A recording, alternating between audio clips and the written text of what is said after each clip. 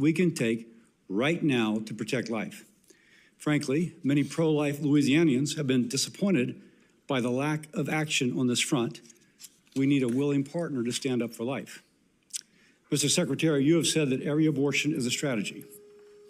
I would say it's time to stop stalling on the safety study for abortion drugs. It's time to reinstate the in-person safeguards protecting women from abuse and coercion.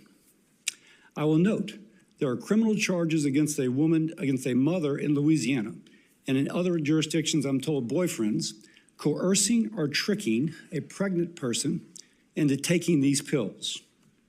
All this would be eliminated with a restoration of the in-person requirement. By the way, this is public record. The young victim was Rosalie Markazich. And there is a prosecution of the person that gave. If there was an in-person requirement reinstated by this administration, the doctor would have said, "Do you want this pill?" And she said, "No, I want my baby." And instead, she was coerced, and that's the tragedy that has resulted.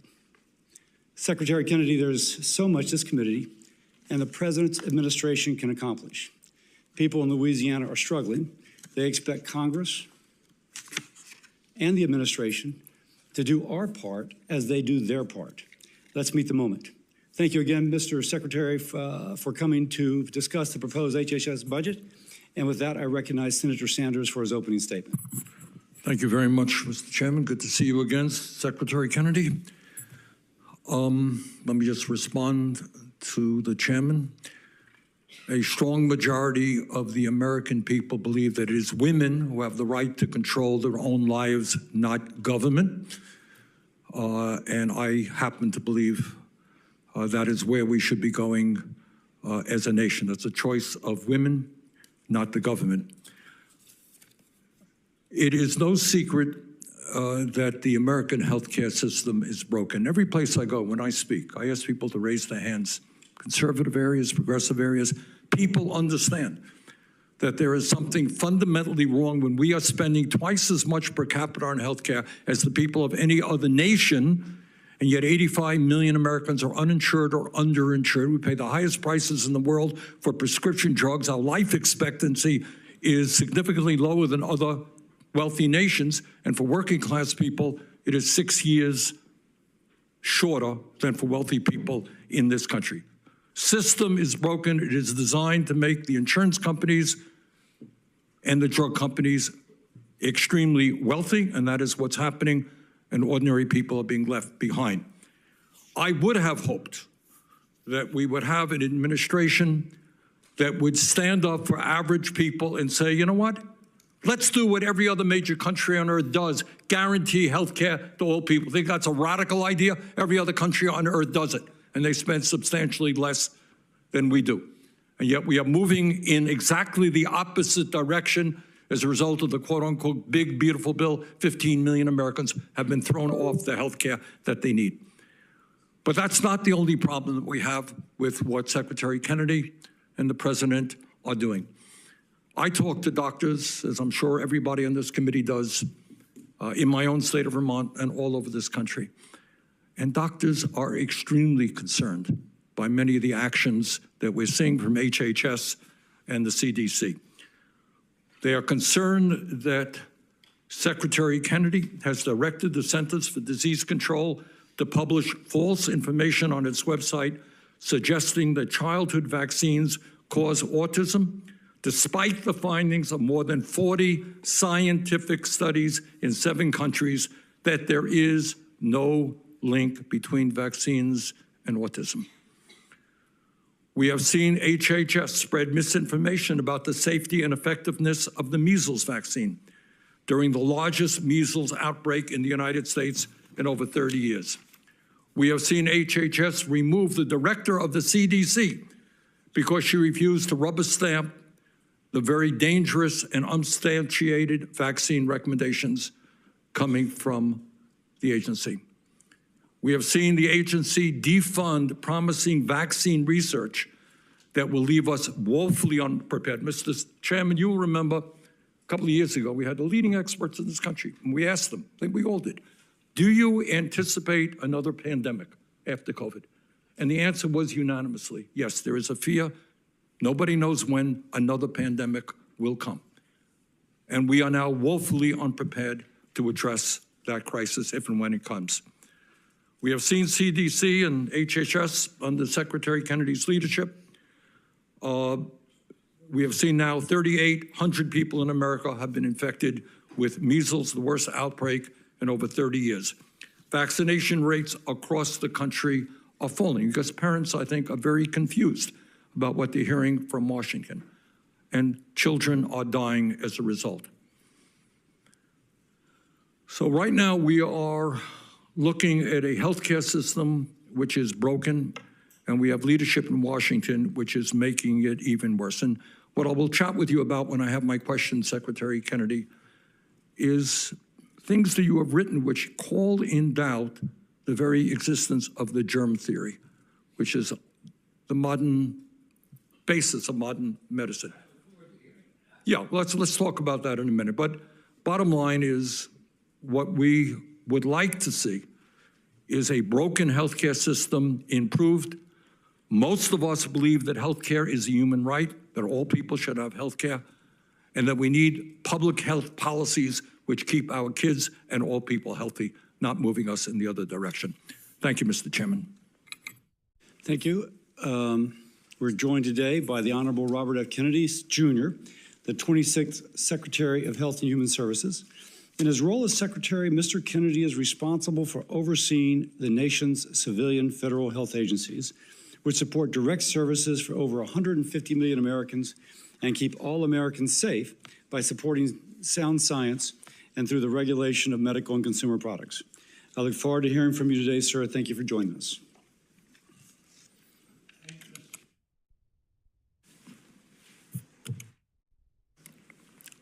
Can you hear me? Okay. Chairman Cassidy, Ranking Member Saunders, and members of the committee, thank you for the opportunity to appear before you today to talk about the President's 2027 budget for HHS.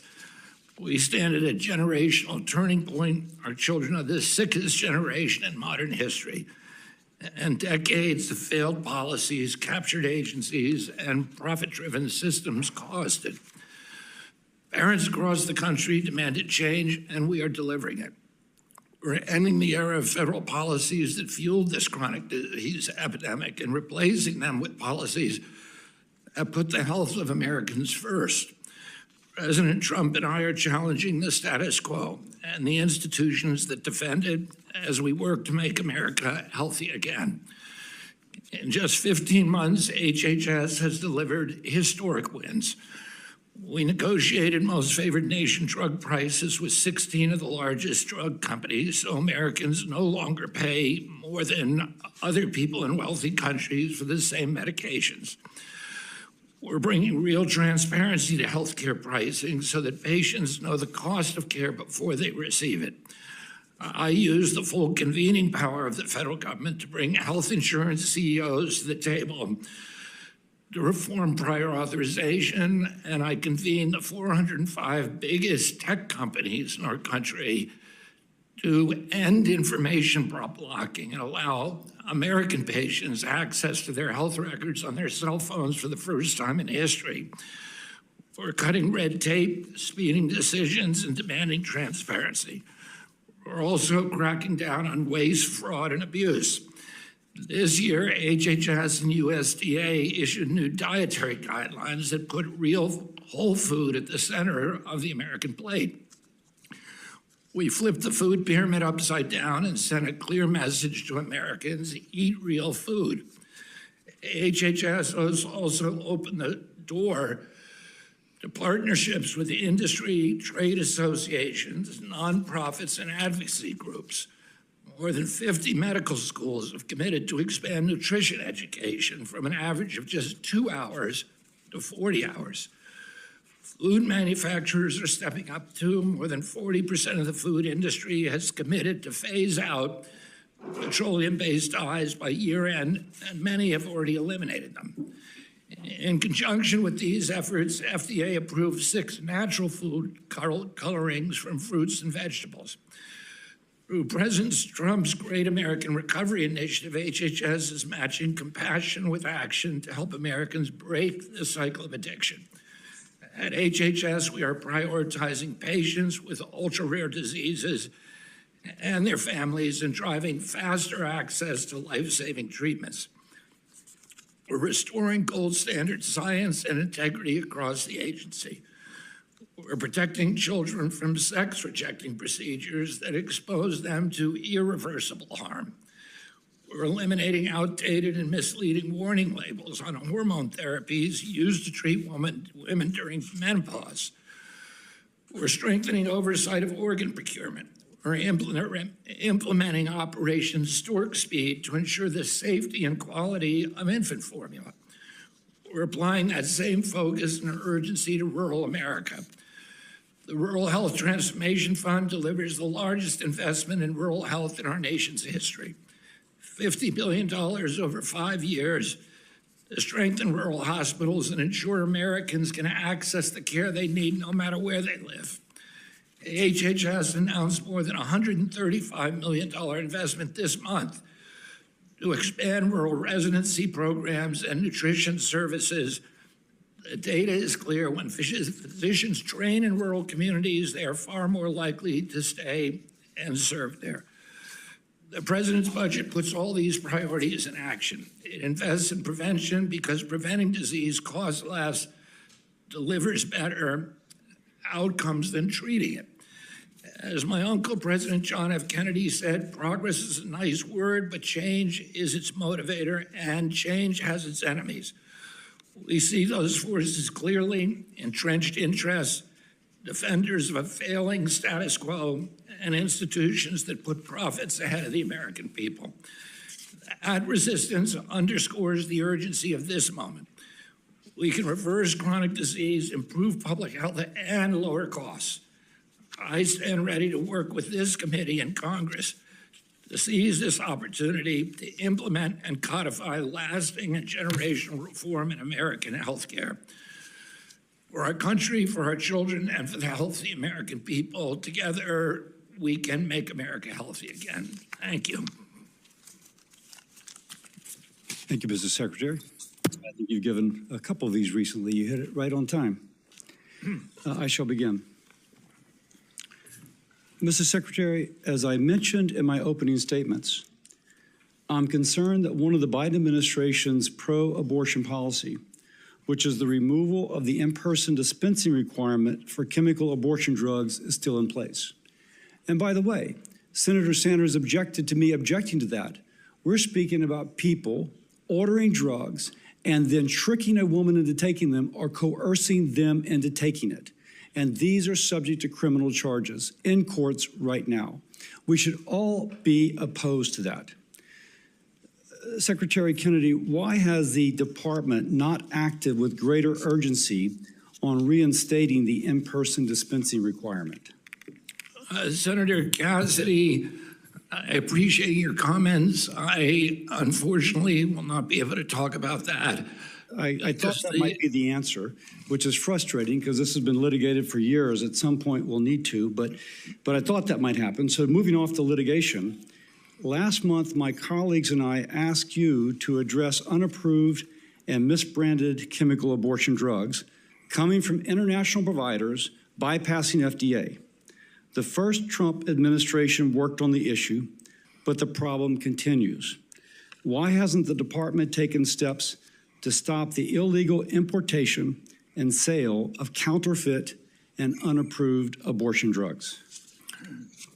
We take our responsibility seriously to prosecute people who are selling misbranded drugs, and I can talk to my enforcement unit at FDA to figure out why that's not happening to your satisfaction. But as far as I know, we're doing that to the utmost possible.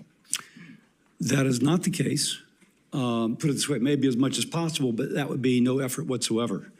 And so I say that because however you feel about these issues, illegal and counterfeit drugs being sold and imported should be a common concern. Next, Mr. Secretary, you have talked about restoring trust in the agency around the issue of immunization, and people lost trust during the pandemic. But I think it's safe to say the trust gap has worsened over the last year due to false statements about safety and efficacy of vaccines for preventable diseases like measles. Now, I am a guy who has seen people die from vaccine-preventable diseases. I didn't hear you. I am a doctor who has seen people die from vaccine-preventable diseases. And when I see outbreaks numbering in the thousands and people dying once more from vaccine-preventable diseases, particularly children, it seems more than tragic. Now, the CDC director, I applaud. You have said in a previous hearing that you were not involved in her selection, but you agree with President Trump's selection. I've not met with her yet formally, but I agree as well. She seems to be a qualified person. I did not say that I was not involved in her selection. I didn't follow, but so my question here, with the new CDC director, whoever she or he is, there are currently political appointees at CDC who have worked to undermine trust in immunizations. Will the new director, whoever she is, have the right to make decisions independently of those political appointees and/or replace them or otherwise reassign them so they cannot continue to actively undermine trust in immunizations? Your characterization of the political appointees is wrong, and the CDC director has that power. Now, so she will have, if she wishes to make a decision independently of them, she shall be allowed to make that decision independently. That's correct? Yes. Okay. That's pertinent. This summer, we're hosting the World Cup and celebrating America's 250th birthday. Tourists from all over the world will come to the United States. Unfortunately, some of them will bring vaccine-preventable diseases like measles. And unfortunately, our measles immunization rates have fallen, which means that this increases the risk of a measles outbreak in the U.S. What steps is HHS taking to address the outbreaks that may arise from the World Cup and the folks coming here? Mr. Chairman, we've done better at controlling the measles outbreak than any country in the world. This is a global outbreak. It started before I came to office. Most of 80% of the children affected are over 5 years old, which means their decision not to vaccinate predated my appointment. We have limited that last year to 2,200 cases. Mexico had 3 times that much with 1/3 of our population. Canada had double that much with 1/8 of our population. Europe had 127,000 cases the year before. We have a global pandemic. It has nothing to do with me. I wasn't in any of those countries. We should not be comparing ourselves. I've done a better job at limiting it than any country in the world, and you can talk to Governor McMaster about that and Governor Abbott about the help that we've given them in Texas. We know how to control the outbreaks. The question was, what steps has the administration taken to track the diseases that would come in potentially through these? You are pointing out that other countries have outbreaks, which increases the likelihood they will bring that here, and our immunization rates have fallen below 95%. Unfortunately, I'm out of time on this question. I will yield to Senator Sanders, but I may come back because that question wasn't answered. I can tell you we are laser focused on that. We have booths and testing booths and institutions all over the games. Okay, Senator Sanders. Thank you. Secretary Kenny, thanks for being with us.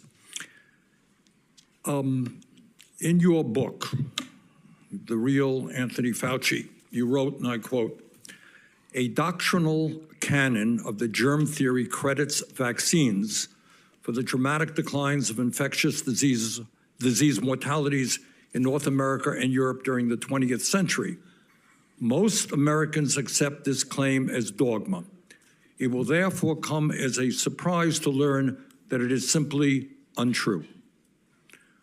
But despite your assertion in your book, according to a peer-reviewed study in The Lancet, led by the World Health Organization's, vaccines have saved the lives of more than 150 million people and reduced infant deaths by 40% over the past 50 years. So my question is a simple one. Do you still believe that one of the central tenets of the germ theory, that vaccines sharply reduce infant mortality, is quote unquote simply untrue? What I was saying in that book, first of all, the study you cited is a modeling study. It's a what? Sorry? A modeling study. CDC has actually done a real study that answers that question. It's called Guyer, G-U-I-E-R 2000. And it says that the 80% mortality in chronic disease that took place, in mortalities from chronic disease that took place in the 20th century, that almost none of it was attributable to vaccination. It was attributable to hygiene, to sewer plants, to better water supplies, to engineering that got oranges. Just a sec, I have to interrupt you because I have other questions. You're entitled to your view. That's not my view. That's CDC's view.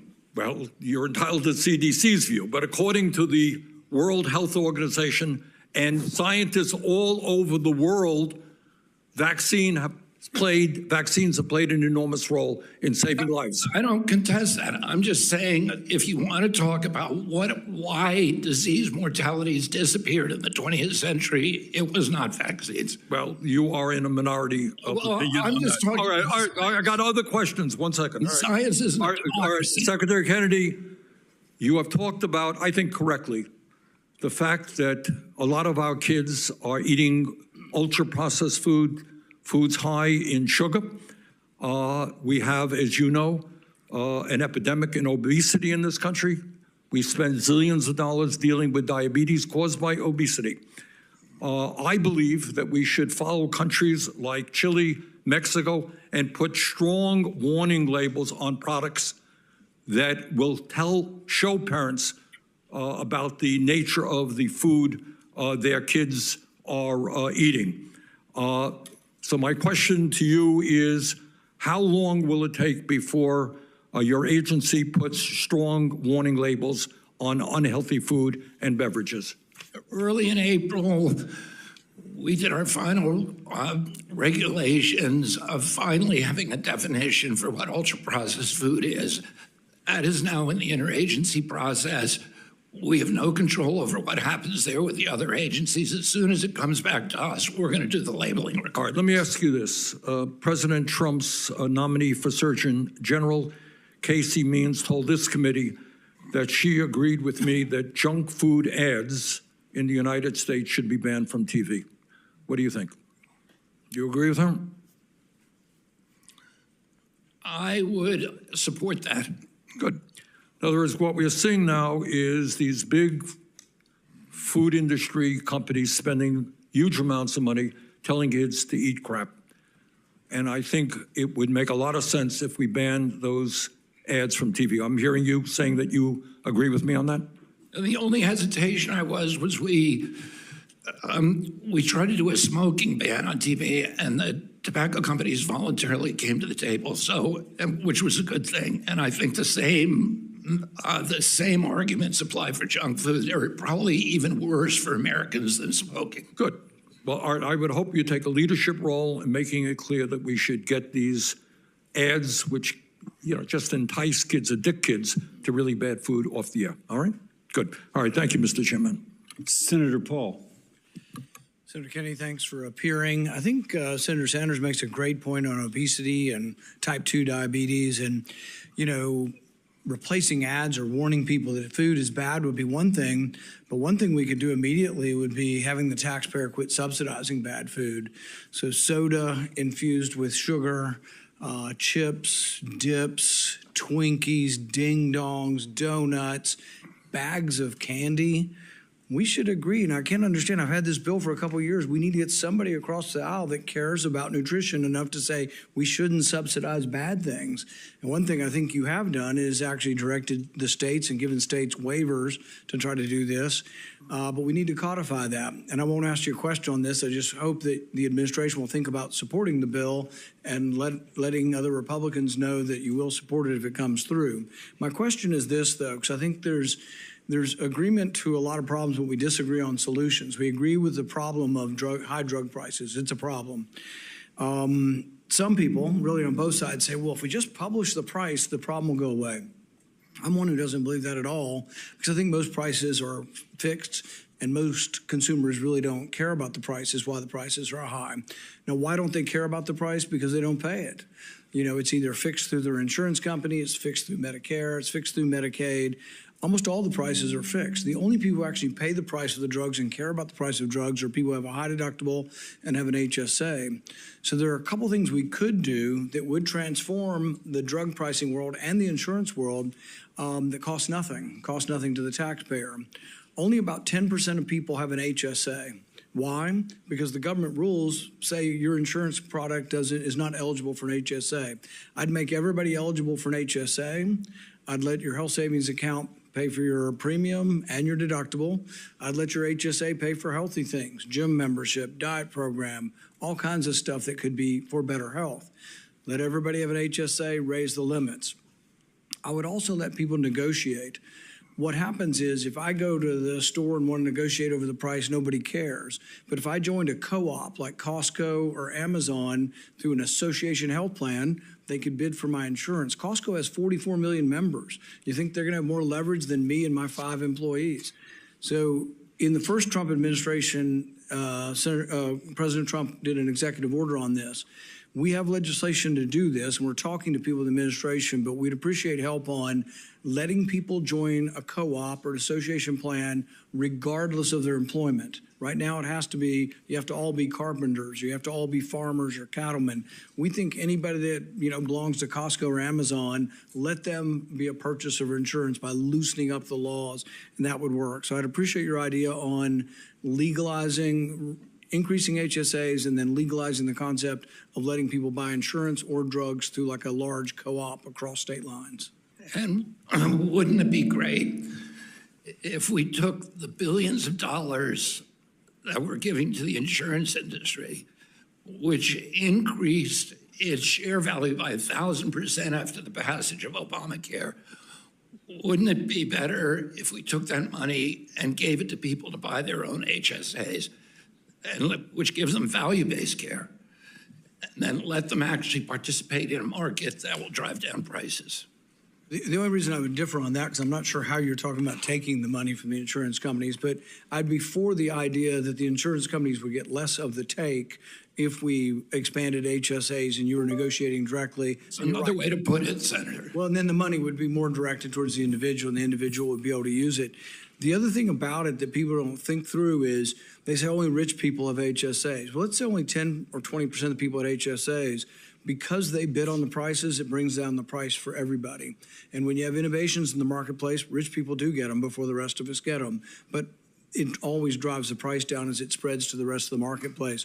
But I think there are things we could do and would be open to. And the thing on restricting bad foods from being subsidized, and then the idea of negotiating as a co-op, neither one of these costs money or even saves money, but ultimately would give a lot more power to the consumer. I would just add that 50% of the states have now, at our request, applied for waivers so that they can get Sandy's soda and candies off of SNAP. We're paying for the poorest kids, 63 million poorest kids in this country, to get diabetes, and then we're treating 78% of them with Medicaid afterwards. So we're paying at both ends. It makes no sense. And once we finalize the ultra-processed food definition, we can ask the states to start adding that to their SNAP waivers. I agree completely. And if you did that, and if we did that across the United States, it could be the most important thing we do for the health of Americans, and particularly for poor kids, that we've ever done in our history. We have to get beyond this, everybody has a right to a bag of candy. No, we need to have healthy foods. There's lots of other food that you can buy, but we should restrict it from the unhealthy things. And I appreciate your efforts on this. Senator Kane. Thank you, Mr. Chair, and thank you, Mr. Secretary. Secretary Kennedy, who at HHS is responsible for monitoring whether health facilities like hospitals are closing as a result of changes that were included in the reconciliation bill last summer? The same guy who was responsible for monitoring the closures for hospitals due to the ACA regulations. Yeah, who is it and what department is that? That would be Dr. Oz. So that right now, Dr. Oz is responsible for monitoring those closures. He's ultimately responsible, right? Yeah. So, but I mean, do you have anybody in HHS, like in the Secretary's office, that is monitoring to see what's happening with the closures of facilities since the reconciliation passed? We have a CMS council, but that would be within CMS. Okay. Because I want to bring to the attention of my colleagues and to the Secretary's office closures in Virginia because of the reconciliation bill. The bill was passed right at the beginning of July 2025. Less than 2 months later, on September 4th, Augusta Medical Group, which is located in Fishersville, Virginia, rural Shenandoah County, announced the closure of 3 clinics, 2 rural primary care clinics and 1 urgent care clinic. And in their announcement, Augusta Health said the consolidation is part of Augusta Health's ongoing response to the One Big Beautiful Bill Act and the resulting realities for healthcare delivery.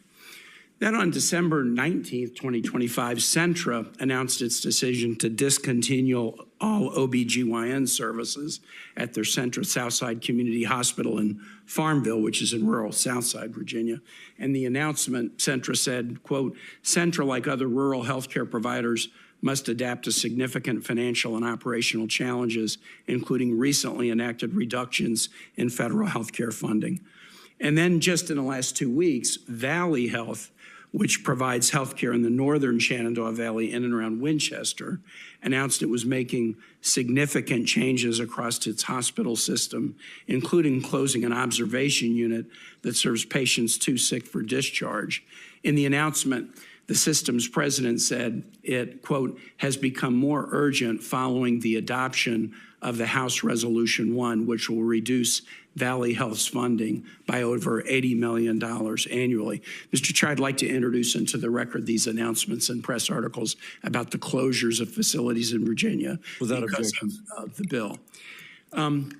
These are not hypothetical losses. The Medicaid adjustments from last year were actually not scheduled to actually be implemented for a while, but these institutions look at the Medicaid percentage of their population and the Medicaid changes, and they realize they just can't make it work.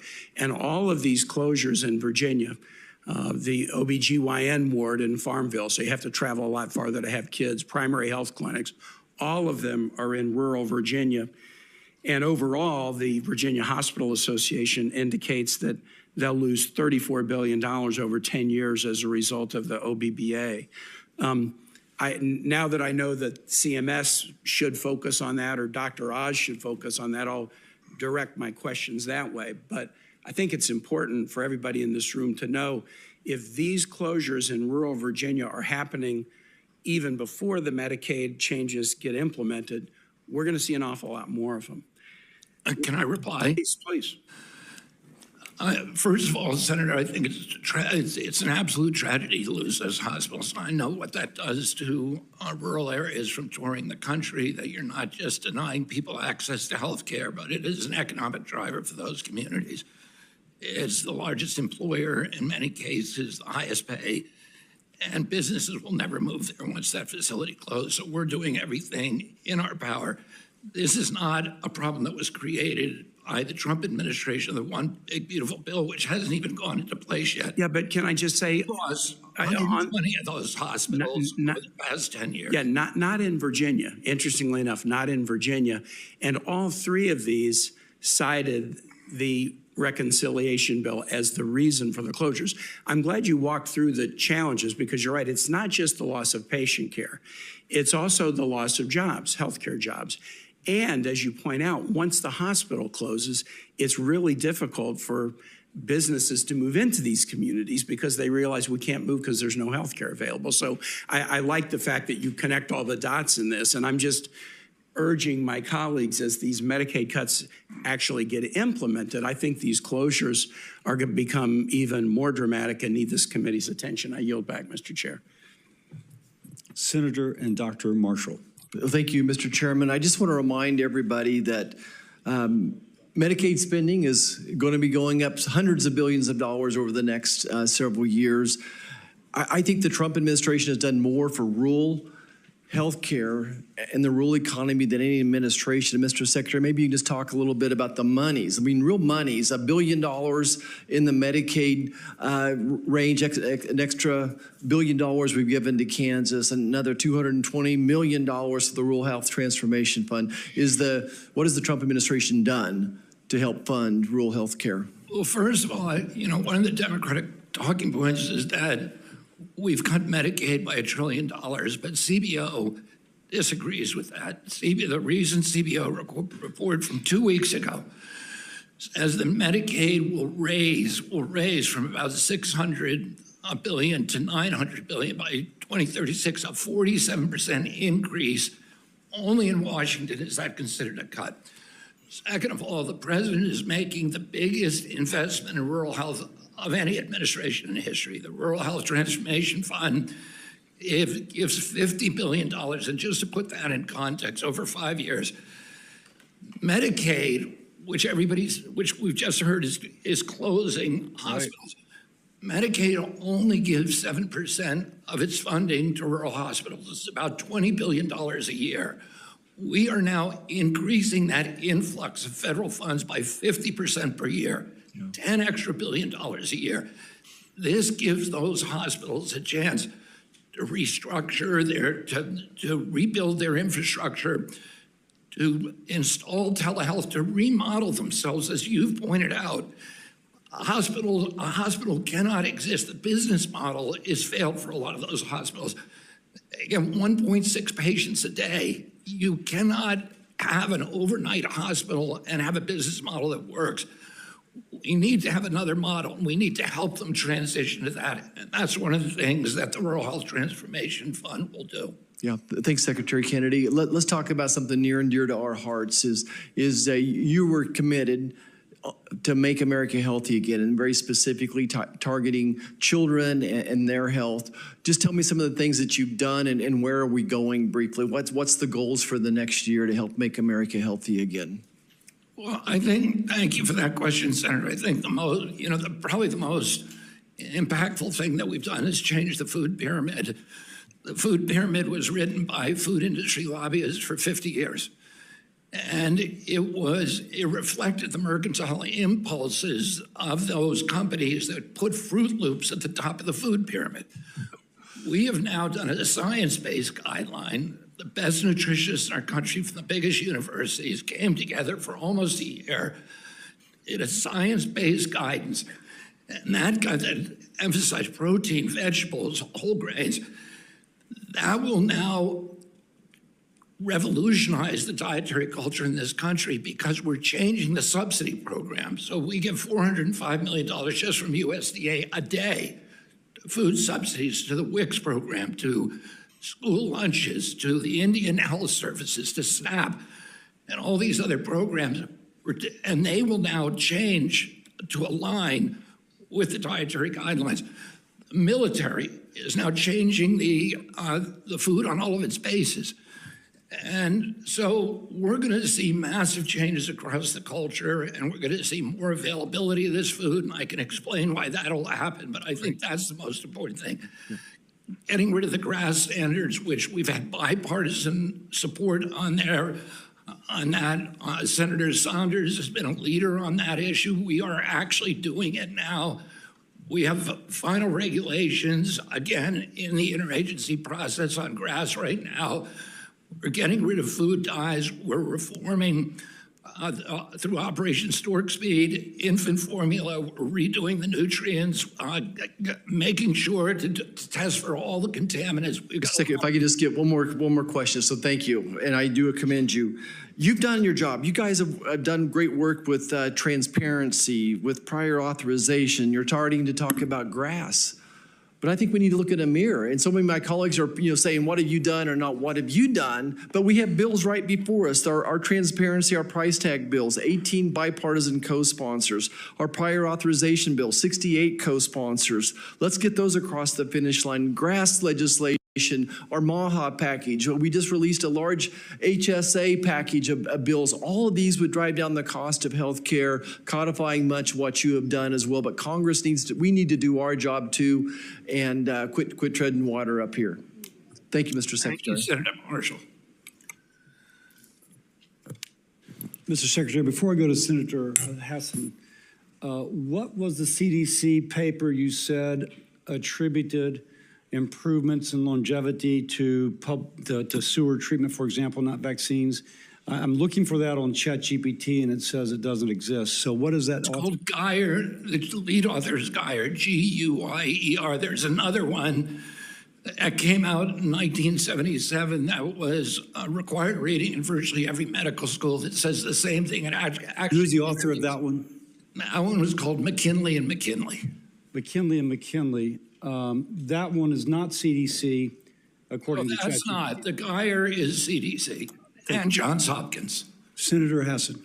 Well, thanks, Mr. Chair, and good to see you again, Secretary Kennedy. Look, I agree with you that all Americans should have access to healthy food. However, President Trump has made it far harder for families to afford their groceries. Last year, the typical family paid hundreds of dollars more than they did the previous year on groceries such as fresh vegetables, fresh fruit, meat, coffee, and dairy. And while a few items, such as eggs, have gotten cheaper this year, other staples like beef continue to reach historic highs under President Trump. Do these high grocery prices make it easier or harder for families to eat fresh, healthy foods? I would say that beef has dropped by 1% in the last quarter. And look, beef prices are up 20%. Banana prices are up nearly 7% since President Trump took office. Cheese prices are up 6%. So again, when groceries get more expensive, easier or harder for families to afford the very healthy foods that you want them to eat? Well, there's also, you can eat beef, you can eat poultry, you can eat fish, and the price of beef is dictated by the size of the herd. The herd dropped to the lowest. Look, you're not answering, but obviously, if the food is more expensive, President Trump for something that he didn't do. Well, let's take a look at this image. Did you post this image in 2024 about grocery prices being too high? I don't recall. Well, you did post it. That's your handle up there, and and I agree that grocery prices were too high in 2024. But under President Trump, they have skyrocketed even further. So now let's go to an updated version of this post. Will you post this? The most expensive vehicle? No, because President Trump actually brought down grocery costs for most of his term. I think there's been a raise recently in the price of everything. Look, families are facing historic prices at the register. You don't need to be a Secretary of Health and Human Services to know that. You don't need to be a United States Senator to know that. The people in New Hampshire, the people across this country know that because they go to grocery stores today. And the fact that you either don't know it or you don't want to admit it just shows how out of touch you and the Trump administration are. Now let's go to another issue. Earlier this year, President Trump signed an executive order to increase production of the pesticide glyphosate, commonly known as Roundup, and to grant immunity from liability to the company that makes it. You've said that glyphosate causes cancer. You told Senator Schatz yesterday that you still believe that glyphosate causes cancer, and you expressed displeasure about the president's glyphosate order, and that and you also told Senator Schatz that the president's reasoning had to do with national security. So does President Trump's executive order, does his decision mean that more Americans are likely to be exposed to this chemical and get cancer? No, it doesn't, because it doesn't increase the use of glyphosate. The president has invested more in trying to transition off of glyphosate than any other president. Exactly. When and how did he do that? He did an executive order that says increase the production of it for both military, for weapons, and as herbicides. And he granted immunity to the huge corporation that produces this, a corporation that I believe you once sued and got recovery from because this chemical caused cancer. So does President Trump's decision mean that if there's more of this chemical, there's going to be more cancer? Yes or no?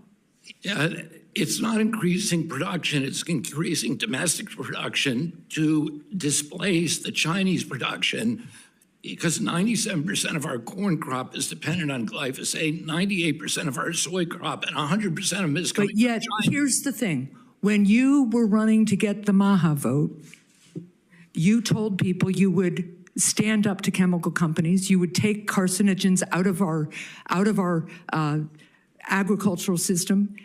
You said that you would get these chemicals out of foods. That's what you said you would do to make America healthy again.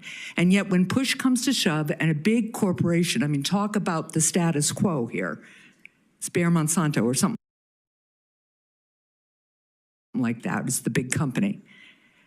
And when the President of the United States, rather than trying to work to find alternatives, rather than try to get him to limit that executive order, you just stood down instead of standing up. Thank you, Mr. You Chairman. asked what President Trump has done. He's given me $200 million to help get America off of glyphosate. Well, I would look forward to finding out who is doing the research and the science, and are you working with the EPA to do Create it? this problem. You guys helped create this problem over the past 30 years. And you just told the He's big dealing with corporation the that they don't even have liability for it He anymore. is dealing with a national security vulnerability where the Chinese could shut off our food supply in a single day. So That's a good situation. Mr. Chair, I'm going to yield my time, but I'm just going to say this. You have now been changing your testimony over time I about have this. not changed my testimony. You said earlier you were displeased with this. You tried to talk the president out of it. I did. And now you're just fully supportive of a huge corporation didn't having no change my- liability. Thank you. I sued that corporation and got $11 billion from them, and it put them on the edge of bankruptcy. Right, and now you're just folding right in front of them. Thank you. Senator Tuberville. Thank you, Mr. Chairman. Thank you, Mr. Secretary. Thanks for Microphone being on, here. ma'am? Thank you very much. Is your microphone on? Pardon? Your microphone. Yeah, it should be on. Is it on? Yeah, my light's on. Is it working? Good. Thank you. Seven hearings in the last few weeks. My God, can we not let you? Can we not let you do your job? I mean, we don't do much up here, so we might as well let you work. But I'd like to address something on the food prices. I'm on the Ag Committee. That's where this ought to be. Biden administration put 150,000 farms out of business when they were in charge. 150,000. We're not gonna have any damn food if we don't watch it. And we better back our farmers and do everything we possibly can, because that trash that we get out of Brazil and Asia that we're eating ain't Maha, I promise you that. So thank you for what you're doing. You're a hero in my state because the kids are starting to understand the food pyramid, and you've pushed it and you made it work. Again, I came from a former business that tried to eat right with supplements and working out and all those, but it has caught fire, and thank you for what you're doing, and continue to do what you're doing, and we'll make progress in this. One thing I want to ask you is I see where in our country we have 10,000 ingredients that we can use in food, but in Europe they only use 400 or 500 food ingredients. Could you explain that? Yeah, and thank you for that, Coach. And this is something, again, Senator Sanders has shown leadership on. Congress has talked about this many years. I actually got it done. It's the GRAS standard, generally recognized as safe. It's a loophole that was added in 1948 to the Food, Drug, and Cosmetic Act to exclude from the necessity of testing foods that were traditionally used, like vinegars, salts, wheat, et cetera. The food industry, because FDA has been captured for 50 years, hijacked that and put every new lab-created monstrosity through so it doesn't have to be tested. We have 10,000 ingredients in our country. FDA doesn't even know what they are. We have no list of them anywhere. None of them have been adequately tested. And they have 400 in Europe. And we're trying to close that loophole now so that, and then go back. And we've already have the 38 worst of those chemicals under review. And we're going to get rid of the bad ones one at a time. Thank you. I'm going to say something about Senator Kane earlier talked about Medicare, Medicaid. You know, in my state, it's going to be a lot like his state. You know, the wage index is killing us. Absolutely. But we can only change it through Congress. You know, it's been that way for 40 years. And we struggle to keep our hospitals open. It's just a simple fact that we're considered a low-wage state. But don't you think things change in a 40-year period? We've really grown. Do you agree that Congress needs to fix this? They absolutely need to fix it. You know, Sheldon Whitehouse was here at the last hearing talking about people in his state, doctors in his state get 20% more less than a doctor right across the border in Massachusetts or Connecticut. But the rural areas are the areas that are suffering the worst. I can't change it because of the Social Security Act. But we need to change it or we're going to lose all these rural hospitals. Thank you. And food dyes, petroleum-based synthetic food dyes. Thank you for what you're doing. Thank you. We just need to keep that momentum going. It's so important. There's no reason we should be using those dyes in our food. And I just say a few words about psychedelic treatments for PTSD. Thank you and President Trump for what you're doing for our veterans.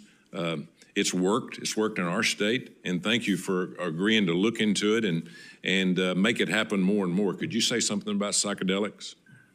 Well, the chair of the Department of Johns Hopkins said that Ibogaine specifically is the most promising treatment for depression and PTSD that anybody's ever seen. And right now, veterans who have served this country, who have come back from deployment with severe PTSD and who are killing themselves, 23 a day, they're having to go down to Mexico to get this treatment. We don't know much about doses. We don't know much about screening. We don't know much about the protocols. We need to get this promising treatment here. We need to do the proper studies and make it available to these vets, and we're doing that right away. Thank you. Thank you, Mr. Chairman. Senator Blunt, Rochester. Thank you, Mr. Chairman.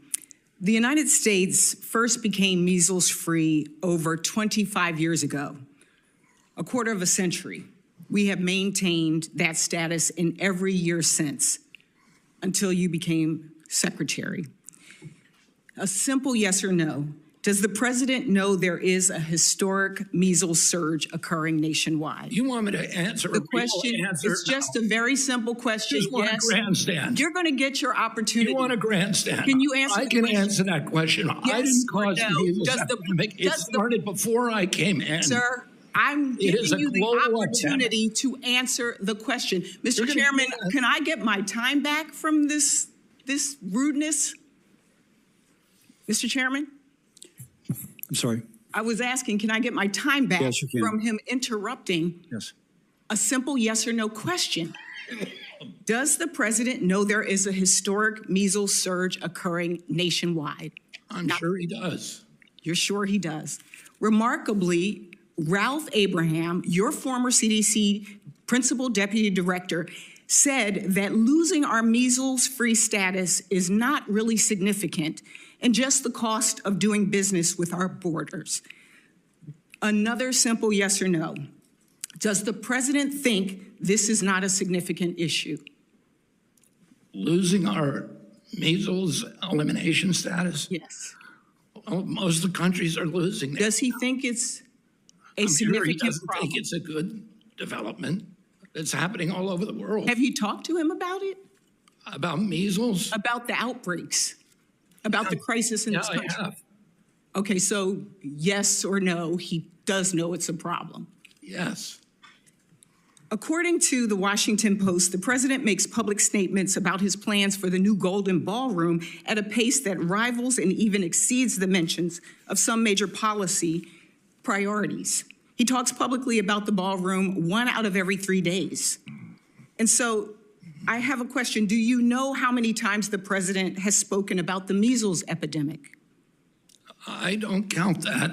We don't keep track of that data at the CDC yet. So as head of our nation's head health agency, have you advised the president to sound the alarm and encourage Americans to obtain the measles vaccine? Am I going to get a question to answer, a chance to answer this, or you're just going to talk? That was a question for you. Excuse me? The question was, have you alerted the president to sound the alarm? You're the head of HHS, the leading health agency in our country. That's my job, and we do it. So yes or no? It's my job, not the president's job, and I do my job. I'm concerned about it. I've watched a lot of these hearings. You blame the Mennonites, you blame immigrants, you blame the globe. We've been part of the globe, and still we are in this situation. Do you take any responsibility in your role for the situation that we are in with this measles epidemic? As I said, the measles epidemic began before I came into office. I'm going to take that as a no. The Pan American Health Organization was scheduled to review our measles-free status on April 13th. Did your department request to delay this independent international review of our measles elimination status to November after the election? No. So you did not request it. You had no knowledge of the request. You had no communication with the White House. Thank you. It's awfully convenient that we're postponing it until after November when people won't have the opportunity to know our measles status. I would just say this, there has been a lot in terms of polling on trust. You've talked a lot about trust. The people don't trust you, and I would ask, what is different from all these other years? You are. If the American people don't trust you, which most of the polls show, I don't know why the president should trust you either. I yield back. Senator Murkowski. Mr. Chairman, thank you. Secretary, welcome back to the committee.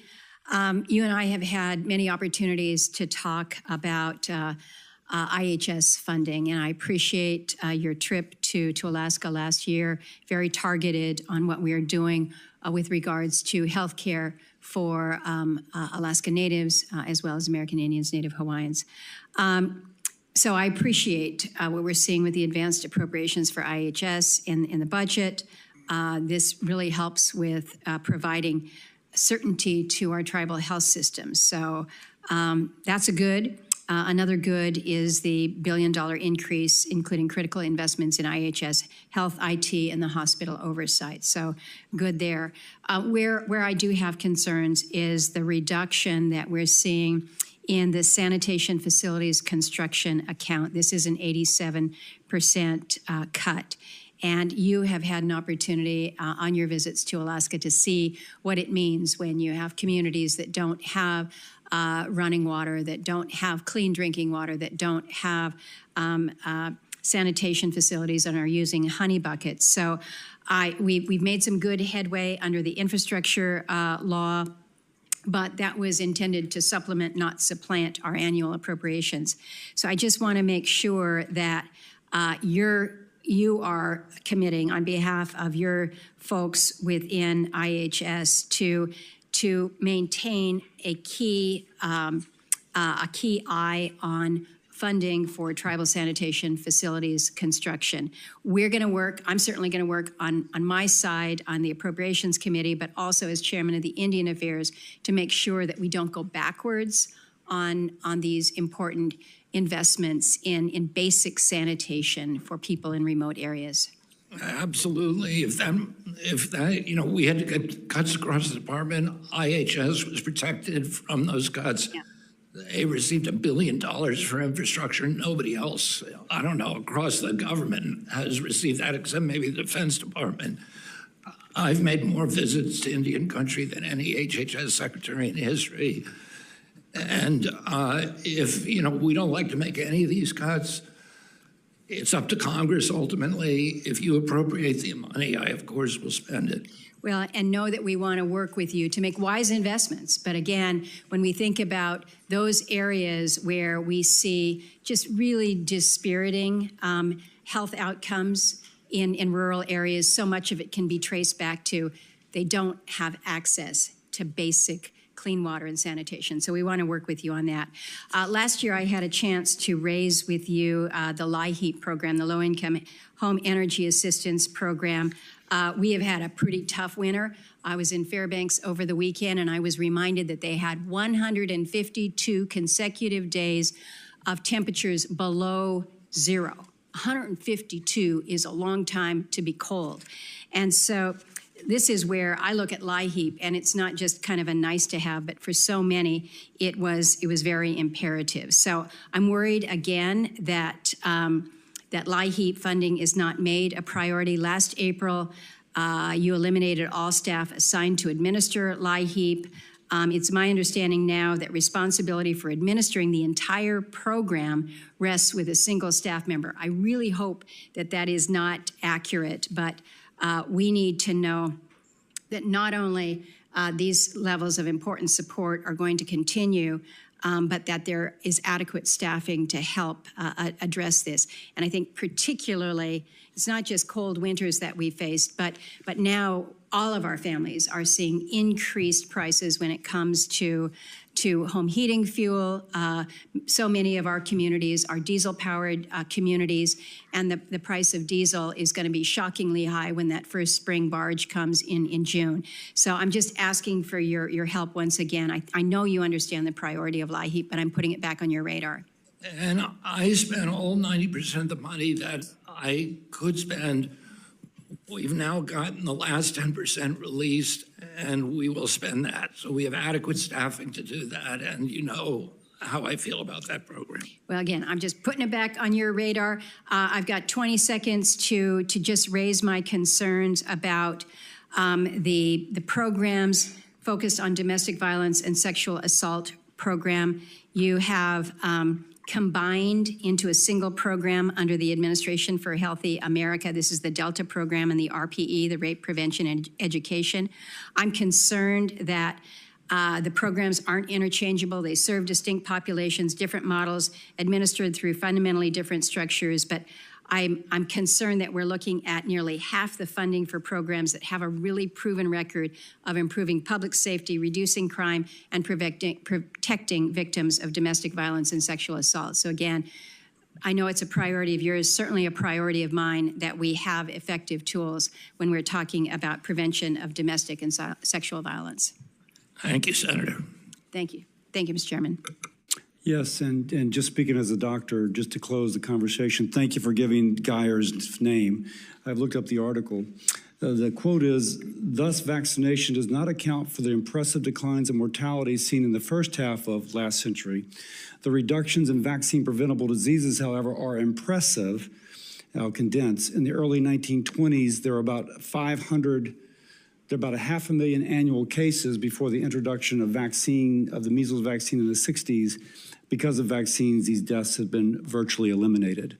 So that's the complete context. I was talking about mortality, Senator. That's what they're saying. The deaths have been virtually eliminated. Okay, Senator Baldwin.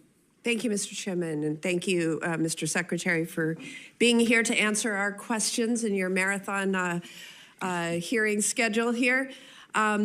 Mr. Secretary, premiums for working families who purchase their health insurance through the Affordable Care Act marketplaces have, in many cases, doubled, tripled, even quadrupled this year because the administration and Republicans in Congress refused to extend enhanced premium tax credits. With the higher costs, people are literally choosing between rent, groceries, gas, and their health insurance. And please, if you don't know the answer, feel free to say this, but I'm wondering how closely you're watching this. Secretary Kennedy, the tax cut expired in December.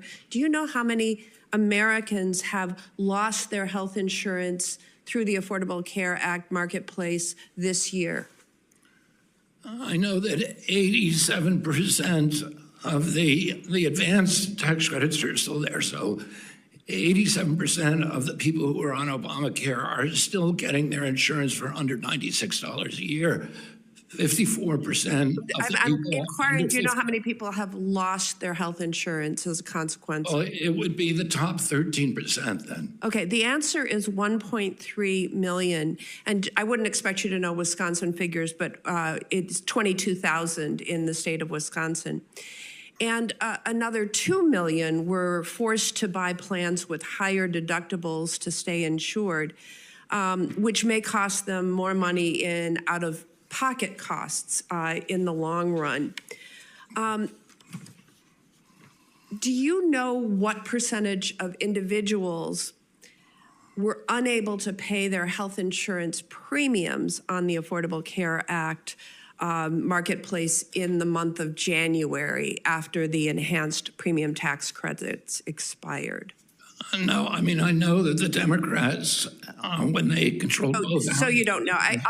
I'll just furnish that information. According to Wall Street Journal reporting, they indicated that about 14% of enrollees, which is a significant increase from past years, lost their or were unable to pay their January health insurance premiums. In some states, it was up to a quarter of all enrollees, a shocking figure. Do you know how much overall enrollment is expected to decline? No, I know that the last time we looked at it, it was flat, except for the 1.5 million people who were cheating. Oh, 1.5 million who were committing fraud. If you deduct that number, the enrollment was flat, but I don't know how it will be in Right, the I'm talking future. about the Affordable Care Act marketplace participation. Overall enrollment is expected to decline by up to 26%. And this is likely going to be in part healthier enrollees who choose not to pay, raising the likelihood that because sicker or unhealthier enrollees will continue to figure out a way to keep their insurance, that there'll be even higher premiums for individuals who need coverage. Your department has also proposed significant changes to the Affordable Care Act plans for 2027, which would increase out-of-pocket costs, introduce more junk insurance, and raise deductibles for working families. The rule also adds millions of hours in red tape paperwork to the enrollment process. Do you know how many Americans your department estimates would lose their health coverage under your proposed rule? I think it's under the ACA rule. Yeah. I can't tell you the exact number. It's 2 million Americans, Mr. Secretary, and That's that would why be it's on top. important. That's why it's important to do low premium plans that give people some kind of access to better health insurance at lower costs. So 2 million that would lose their health insurance due to the rules that you're proposing, and that would be on top of the 15 million Americans projected to lose coverage thanks to the provisions in the Big Ugly Bill and the combination of that with the ending of the enhanced premium tax credits. Now, yesterday in our Labor H subcommittee hearing, Secretary Ken. Sleep at the wheel. You're over your time. I will submit these in association with the question that I could not answer. I did want to have a submission for the record. I would ask unanimous consent, and then I will include a reference to those two documents in my question that I submit for the record. Thank you, Senator. Thank you. And I forgot.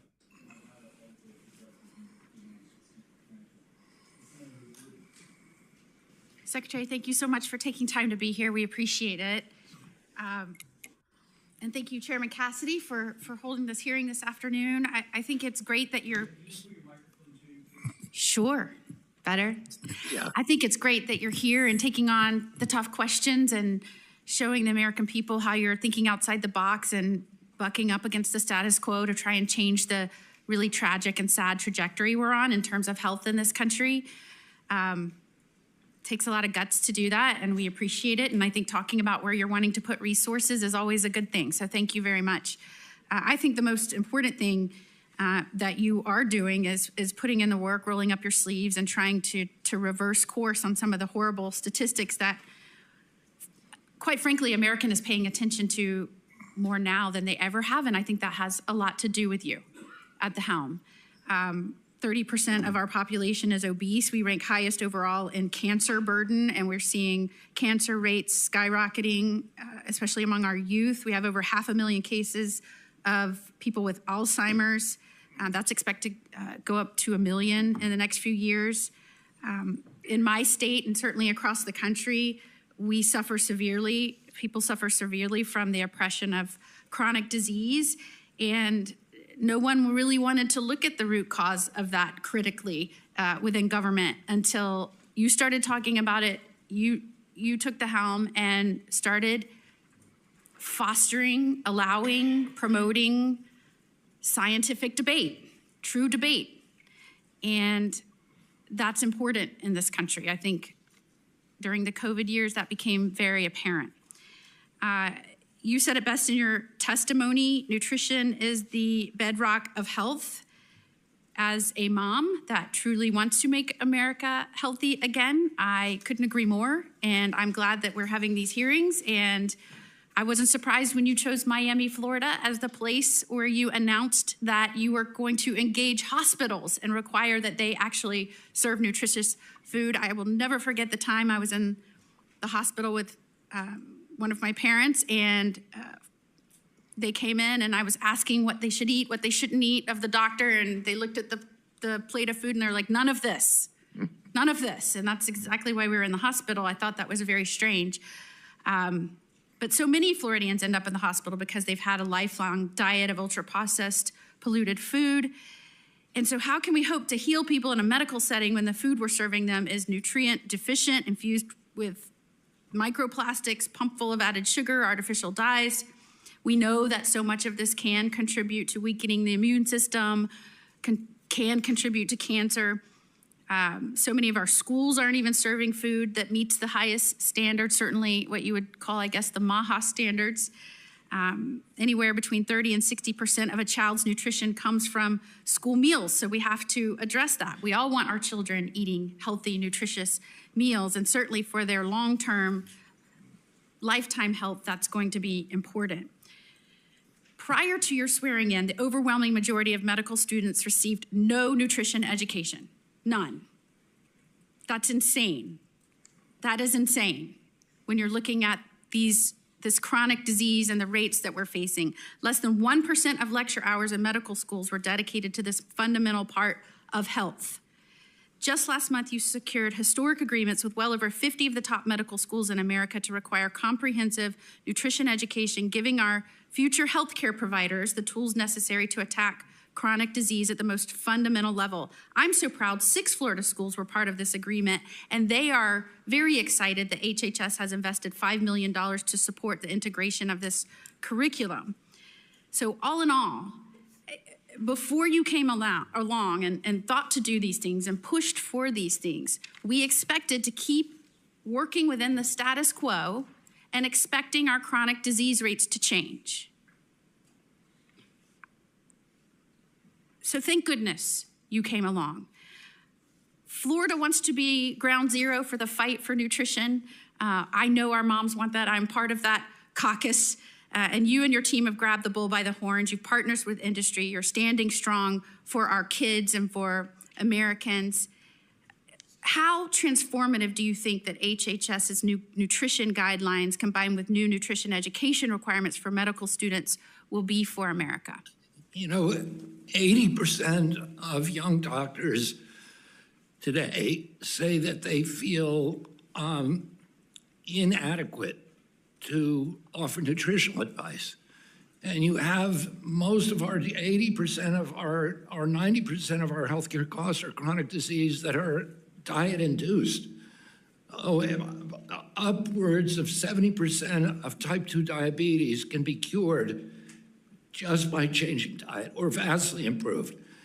And a doctor should know that there's other things other than the pharmacopoeia to turn to. You can have dietary changes and lifestyle changes that save your life without getting addicted to a lifetime of pharmaceutical interventions. I see that I have blown past my time, so thank you very much, Secretary. The information of senators will take a short break at 3:30. At that point, I'll ask our guests in the audience to remain seated until the secretary steps out, but that'll be at the bottom of the hour. And with that, Senator Murray. Well, thank you very much, Mr. Chairman. And Secretary Kennedy, you were before appropriations yesterday, and I asked you about the insanely bloated military budget that we are seeing from the White House this year. At the same time, the president isn't doing anything to invest in our health care here at home. And now we have learned he's not even investing in our troops' health. Secretary Hegseth announced that the U.S. military will no longer require American troops to get the flu vaccine. My own colleague, Senator Wicker, called it a mistake and pointed to his own experience, noting, quote, "I dutifully took my flu shot every year. As a whole, it made for a healthier and flu-free force." Secretary Kennedy, is CDC or any agency at HHS ready and able to detect or monitor localized flu outbreaks in our military as a result of this new, what I think is a backwards policy? Secretary Hegseth was just recognizing that these soldiers being sent over to fight for our freedoms and that they should have some freedom too. The flu shot is an intervention that is often ineffective, has a 20% efficacy rate. There are studies that show that getting a flu shot actually increases the chance of a non-flu infection. A soldier. Well, you and I may differ on that, but my question to you wasn't about that. My question to you is HHS or CDC, either one, now going to monitor any flu outbreaks on our military ships? Or I don't know if there's any program specifically for the military, but we definitely monitor flu outbreaks. Well, this was a very old policy. It wasn't based in science. It was based in Secretary Hegseth is improving the food at all of the military. Mr. Secretary, if I can finish, the 1918 pandemic actually sickened 40% of our service members and killed 20,000 soldiers. If you have a submarine full of people who we are counting on and a virus goes flying through it, we don't have a ready military. You're comparing the Spanish flu. I am just stating that if you have our military have a pandemic or flu or anything fly through them, they are not ready. So my question to you was not about that. You and I are going to disagree. Mr. Secretary, it is my time. I'm asking you simply, and you didn't answer me, whether or not we were going to monitor that to make sure that we do have troops ready in these very critical times. But let me go on here because I just have a few minutes left. Yesterday, when we talked, you went on a very long tangent about how you were just canceling woke grants. But I want to, for the record, put the numbers here. You canceled at least 17 maternal health grants, $4 million, because apparently any research involving women is woke. You canceled 58 grants for vaccine research, $94 million. A 59 for Alzheimer's research, that was $33 million, and a whopping 108 cancer research grants, $29 million worth. I just have to say, cancer is not woke, neither is Alzheimer's or women who die in childbirth. These are deadly issues. They deserve serious research. I am appalled that it was tossed in the shredder. And meanwhile, as I said, we're shoveling money on war spending. So I just want to be clear that the budget that was sent to us is not a MAGA budget, it's not a MAHA budget, it is a war budget. No one can call it anything other than that. Why on earth would we take from researchers in rural healthcare, maternal healthcare? You justified these cuts because of a need to reduce the debt yesterday. This budget actually proposes to increase the debt for more war. So we're shoveling more money at defense contractors, but we're slashing NIH by more than $5 billion, fewer patients getting life-saving treatment, cutting CDC by a third so we can't respond to dangerous outbreaks, slashing investments in mental health and addiction treatment. People will fall through the cracks, and not investing in childcare. Families will have to decide between childcare and healthcare and putting food on the table. So I know my time's almost up, and Mr. Chairman, for the record, I am concerned about the promises that have been broken, and I have some items that I do want to submit for the record. I ask unanimous consent. to include these articles. RFK Jr. breaks promise to senators, guts CDC vaccine panel of independent experts. RFK Jr. breaks his promise about the CDC on vaccines and autism. Firing of CDC's vaccine advisors puts spotlight on RFK Jr.'s promises to Cassidy. I have one that is titled, RFK Jr. made promises in order to become a health secretary. He has broken many of them. Bill Cassidy extracted a promise from RFK Jr. Now he sees what that promise is worth. Two more Republican senator who voted for RFK is airing his concerns. Too late now, and an article that is entitled, GOP Senator Refuses to Face Reality About RFK Jr. After Being Lied to. I yield back. Without objection, they're submitted. Thank you. Senator Armstrong. Over here. Good afternoon. Thank you for being here. And you know, I'm a very new guy, so I'm somewhat naive about this process. So I actually have questions about the future and what we can do on a forward-looking basis to improve things. And I want to first of all just say thanks for the bold vision. I come from business, and I know it takes a lot of energy and conviction to actually bring change, especially in an organization like a big federal government. So I just want to tell you thanks for your commitment to bringing very significant reforms and a bold vision for the future. I also want to say thanks. Being from Oklahoma, I want to say thanks and to remind you how very important it is to make sure that we're not forgetting about the rural areas and the tribal areas that so desperately need to be thought about when we think about health in our country. But my question really goes to thinking about drug approval and AI. It's very obvious to me that AI is going to speed up the ability to develop more and more solutions, whether it's drugs, but things that the FDA is going to need to approve. And I noticed that you had the $2 million in the budget for AI, but I'm wondering about what you think in the future can be done within the department to really accelerate the ability to approve and work in parallel with the drug development. Senator, thank you for that question. We've done more, I think, than any agency in government, maybe with the exception of the CIA and the Intelligence Department, to drive AI into all of our functions. At FDA today, we have a voluntary program called ELSA. 90% of the people are using it. And we've used it to dramatically shorten the approval time for drugs from the review of the final application normally takes 60 days. We've compressed that now to about 2 hours.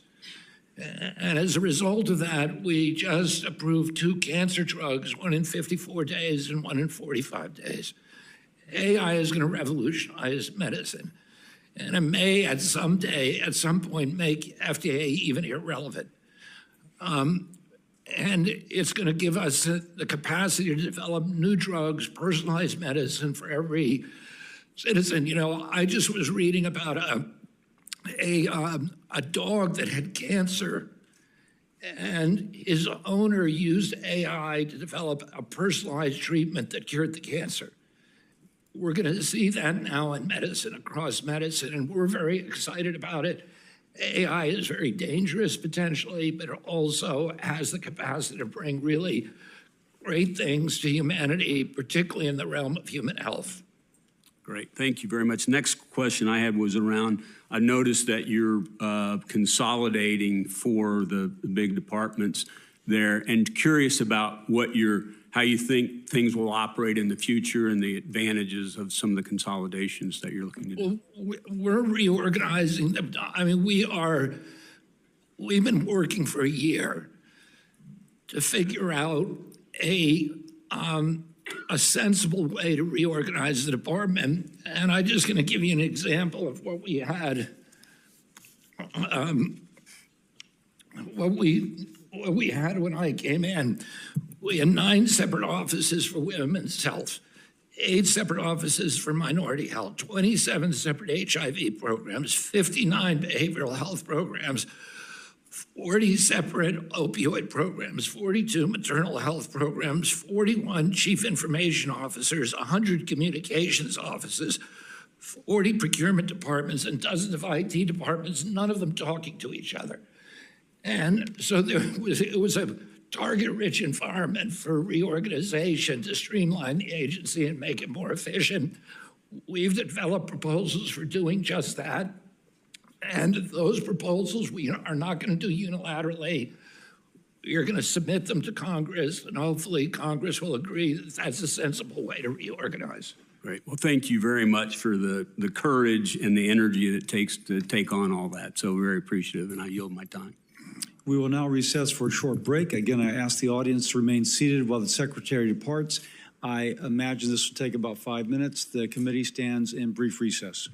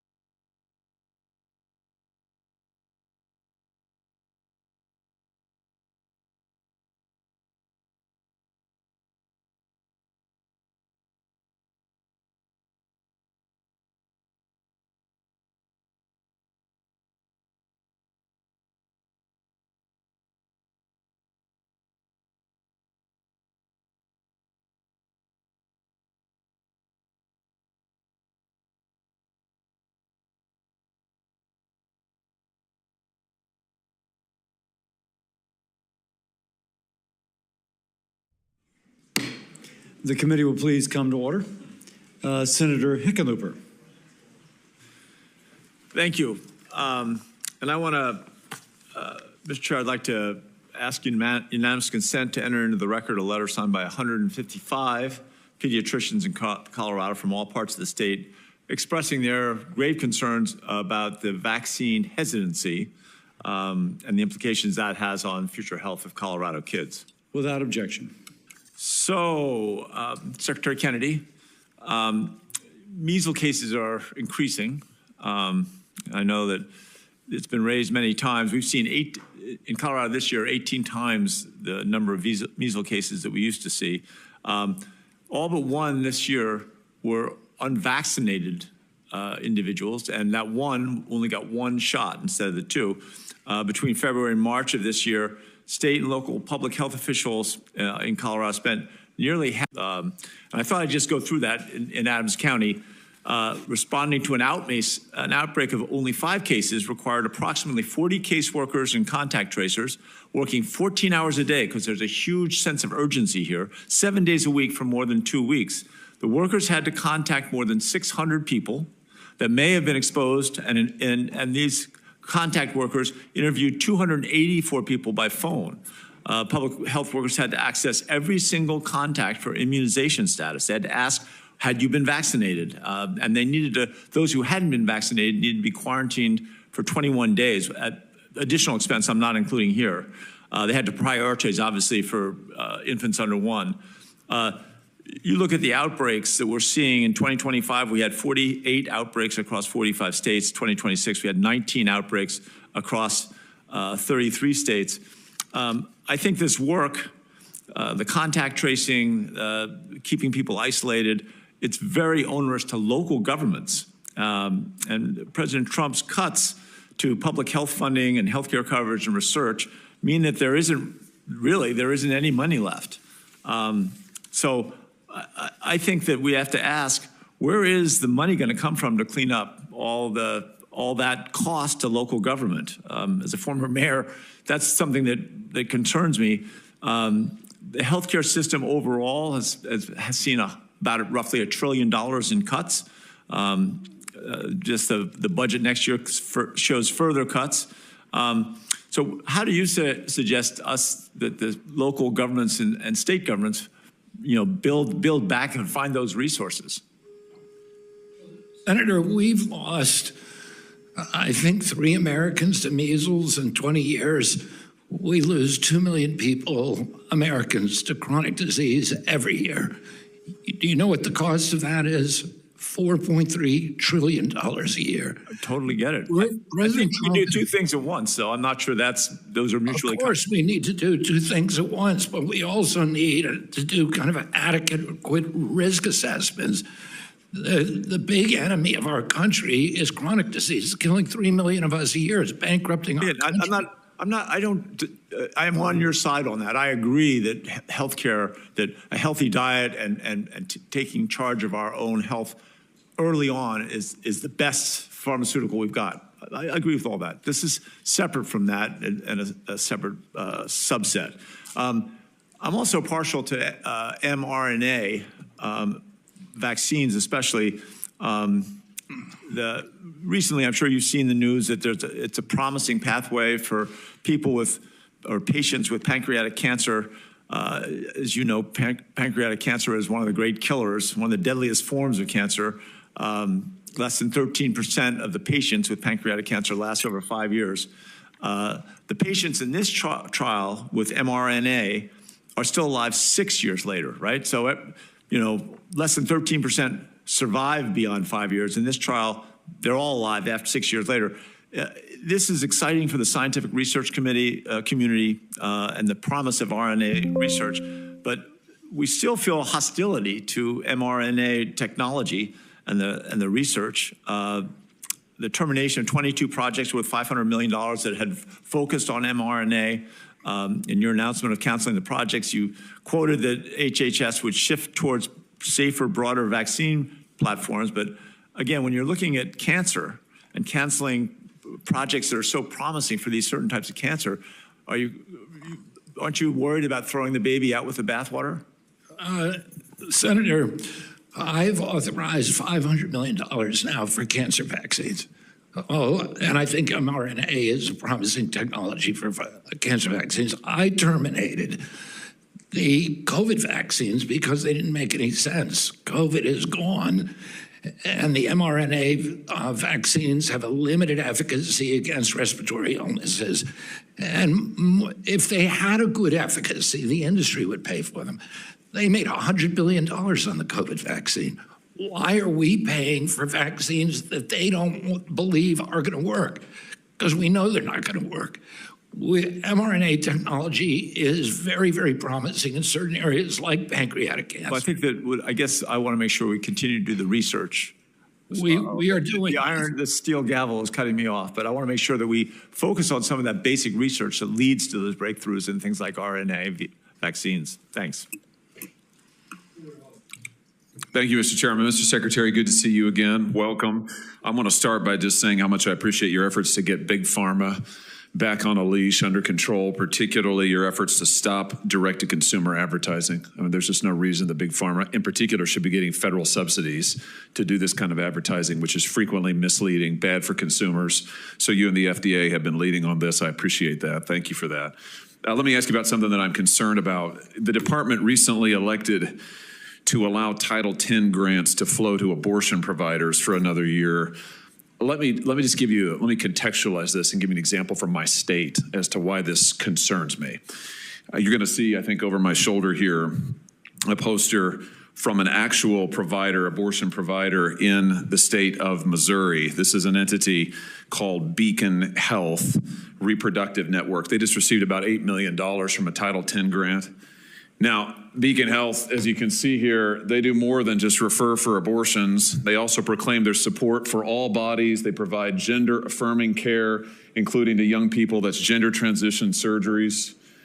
These folks now, who, by the way, went to my state legislature and tried to prevent the legislature from writing in the difference between male and female, defining that in state law. They opposed our ban in the state of Missouri on transgender surgeries for minors. So that's the kind of folks here.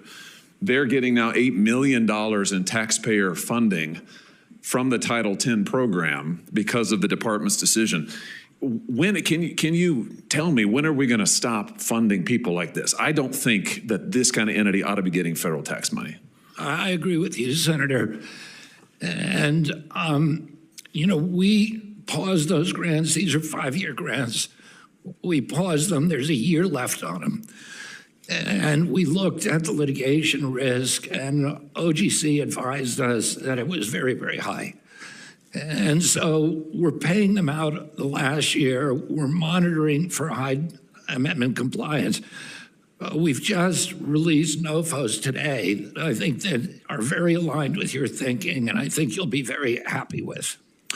What about the Protect Life rule, Mr. Secretary, writing that back into regulations that would prevent going forward, any federal tax dollars from flowing to an abortion provider or an abortion referrer? I mean, where are you still pursuing that? You mean outside of the Hyde Amendment's reach? Yes, yeah. But for instance, I'm happy to work with you on that. Okay, good. I think that's important. I think that we should not be funding entities like this. And, personally, I think a litigation risk, I'd rather take the risk in litigation than subject children in my state to transgender care funded by federal taxpayer dollars. So I appreciate you working on this. I think if you look at the new NOFOs, you'll be very happy. Good. On a different subject, there are currently in the state of Missouri something like 60 data centers. We have many, many more that want to come into the state. I think there are 4,000 data centers currently being built in the United States. Over 3,000 are already in operation. When I go home now, I get asked all the time by people who are big MAHA people. I get asked constantly about the health risks around these data centers. And I honestly don't know what to tell them because I don't know what the science is. But I just want to rehearse this for you. I'm going to show you a picture of a data center. This is in North Kansas City. I mean, these are massive. This is going to consume, I think it's 700 megawatts of power. That's enough for 300,000 homes in 1 year. But I get asked constantly things about electromagnetic fields. This is like having these data centers, like having multiple high voltage transformers all located in one place. Is that an increased cancer risk? I have people in my state who worry that it is, who are now living next to these data centers. They worry about decibel levels causing things like headaches, migraines, vertigo, other neurological disorders. My question to you is this something that HHS will study to look at the potential health effects here so we can get a handle on what is a health risk, what's really not a health risk, so that we know what we're dealing with when we're talking about thousands and thousands and thousands of these being built, not just in my state, all over the country? Yes, sir. And I just want to say that I've litigated on this issue.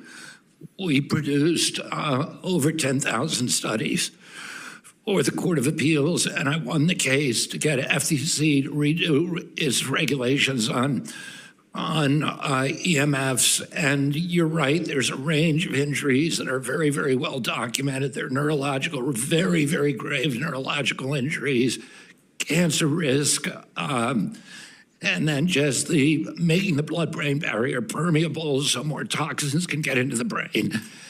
The risks to me are horrendous, and but we are. I've asked both ARPA and the Surgeon General's office to either do meta reviews or to do base studies on this issue so that we can better inform the American public. Good. Thank you very much. Thank you, Mr. Chairman. Senator Kim. Thank you, Chairman. Secretary Kennedy, thanks for coming out here today. I just wanted to start by asking, are you familiar with the Limb Loss Resource Center? Limb Loss? Limb Loss Resource Center. Are you familiar with this? Remind me what it is. So this is really important. It's the only federally funded resource center dedicated to providing reliable information, support, and assistance to individuals with limb loss as well as limb difference. It doesn't ring a bell? With individuals with limb loss?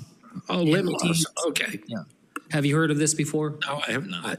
I just raised this with you because you are proposing to eliminate it. And I wanted to ask you why.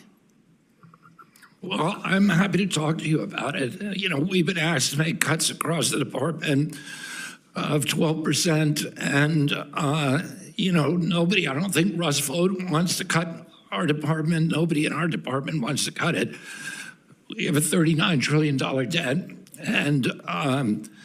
And maybe there was a conclusion that these were duplicative services. I don't know. I'm happy to talk to you in your office. Look, here's what I'll raise is, you know, I heard from a disability leader who used this center for resources when they needed help. You know, this budget that you're proposing zeroes out the dedicated funding for this. I also heard from a constituent, Darren, whose wife slipped while exiting a stair lift, becoming paralyzed. They relied on support from something called the Paralysis Resource Center, which is also being eliminated under this budget that you're proposing. And I'll just read through. So the Paralysis Resource Center, Limb Loss Resource Center, Voting Access for People with Disabilities, University Centers for Excellence in Developmental Disabilities, the Developmental Disabilities Projects of National Significance, 5 projects there that right now are slated for elimination of dedicated funding. Can you tell me what these programs have in common? It sounds like they're programs that treat disabilities. Yes, right. And I worry about that immensely because right now more than ever, I mean, these families that I'm talking to, you know, they are struggling so much. I mean, I cannot imagine, you know, what some of them are going through. And when they're seeing that level of focus on cutting these resources dedicated for them. And I get it, you know, there's efforts to try to see if they can boost up some state level funding, but the dedicated funding for these programs is very much on the chopping block. And I guess I just wanted to ask you, would you reconsider funding for these programs? Happy to talk to your office about that. The other thing I wanted to ask you, because it raises, you know, again, these are all programs that are focused on disability, and it worries me that there's not a prioritization of supporting the disability community and Americans with disability. Meanwhile, there is conversation, there are talks and proposals by this administration to move IDEA from Department of Education to your Department of Health and Human Services. And we've heard that. I heard that from the Secretary of Education and others. I think that, I'm hearing from a lot of families that are very concerned, profoundly concerned about this kind of shift. So I wanted to ask you, will you oppose the idea and proposal of this move of IDEA from the Department of Ed to Health and Human Services? I will not. I'm very committed to serving the disability community. I'm not sure you are because of what I just laid out here. I mean, the dedicated. We're talking about certain programs. We're putting enormous resources into disabilities throughout the agency. My uncle wrote the Americans with Disabilities Act. My cousin Teddy is missing a limb. These are issues that I'm offering to talk to you about.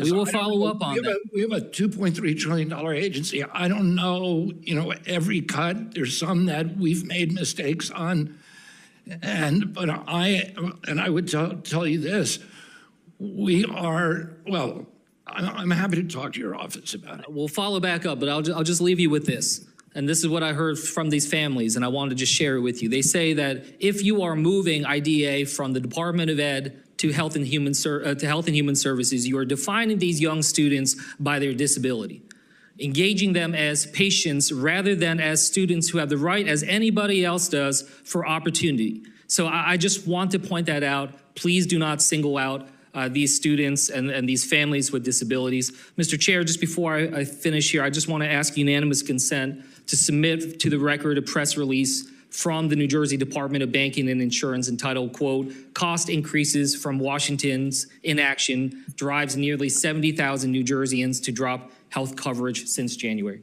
Without objection. Thank you. With that, I yield back. Senator Banks. Thank you, Mr. Chairman. Secretary Kennedy, I think someone in the media told me this is your 7th appearance before a committee testifying. I can't think of any other cabinet secretary in the Trump cabinet who has been as transparent as you have been. And I appreciate you being here today. I appreciate your service. There's not a day that goes by when I don't hear from a Hoosier mom who tells me to tell you thank you for your leadership and what you're doing. And my wife is in the audience. She's right behind you. She wants me to tell you thank you as well. What you do for families all over this country, but especially in Indiana. What message do you have as we wind down this committee hearing for families that are counting on you and this team to make America healthier again? People have been talking about measles all day long. But when my uncle was president, we spent zero on chronic disease in this country. Now we spend $4.3 trillion just in my agency. The military, Social Security spend more. Altogether, 48 cents out of every tax dollar paid to the federal government is going to healthcare. 90% of that is going to chronic disease. This is an existential issue. We have the highest chronic disease burden of any country in the world. 77% of American kids cannot qualify for military service. It's a national defense issue as well. Diabetes rate, juvenile diabetes have gone from essentially zero among children to 38% of our teens are diabetic or pre-diabetic. Autism rates have gone from 1 in 10,000 in 1970 to 1 in every 31 today. And we need to do something to protect our children. This has got to be our top priority. And infectious disease is important. And one of my jobs is to make sure to stem the outbreaks, which I've done with measles better than any country in the world. We also can't just talk about that in exclusion to the thing that's really killing our country, which is poor health. During COVID, we had the highest death rate of any country on earth, the highest. So we did worse with COVID than any nation in the world. We had a death rate of 3,000 per million population. There are other countries that had 14 deaths per million population from COVID. And when you ask CDC, why did all these people die from COVID? Americans more than anybody else, they say it's because of our chronic disease epidemic. The average American who died had 3.8 chronic diseases. This was not an infectious disease that was killing healthy people. It was killing sick people. So the connection between chronic disease and infectious disease is there for everybody to see, but everybody ignores it. Every Democrat in this committee, all they wanted to do was talk about measles. And none of them, for years, they've talked about trying to reform the food. I'm doing it now. And they're doing everything in their power to impede me from doing it. So it's all partisanship, it's all tribalism, and it's not real. It's crazy. I listen to their questions over and over again, and you've made so much progress, yet the Democrats have tried to obstruct everything that you just talked about trying to do to make this country healthier. I think it's totally shameful. And there are so many things that we have yet in the time that we have left with you as Secretary and President Trump in the White House, things to get done. One thing that you and I have talked a lot about before is what China has done to dominate the pharmaceutical industry. And last year, 42% of clinical drug trials were conducted in China. It used to be 100% of them that were conducted in the United States. What are drug companies getting out of that? And can you talk about the threat of those drug trials occurring in China instead of in a safer environment in the U.S.? I memean, they're getting faster clinical trials over there. And because we have a system that was designed, that typically a drug from conception to commercialization, because of the regulatory process, takes 15 years. And we can't afford to do that anymore. And Senator, one of the things— Is it true that they're less safe? Obviously, they're less safe. No, they're less safe. And they're also breaking all kinds of ethical rules. They're, shanghaiing minority groups in China to participate in trials that they don't want to participate in. We're now doing inspections over there to catch that. More importantly, we need to compress the time from concept to commercialization in this country. And we have a bill we're going to put before Congress to try to compress the phase 1 trial and actually make it all a seamless phase 1, phase 2, phase 3, and that's going to help us. So I appreciate— We want to work with you on that. Thank you for your leadership, Mr. Secretary. Thank you, Senator Banks. Again, speaking as a physician, I will say I looked up the McKinley articles. There was 3.5 million cases of measles per year before the vaccine came along, and about 550 deaths. And then the vaccine took those to less than 100 and like 0 deaths. So the efficacy of the Macaulay paper was written before for events before 1950, which is before the vaccine came out.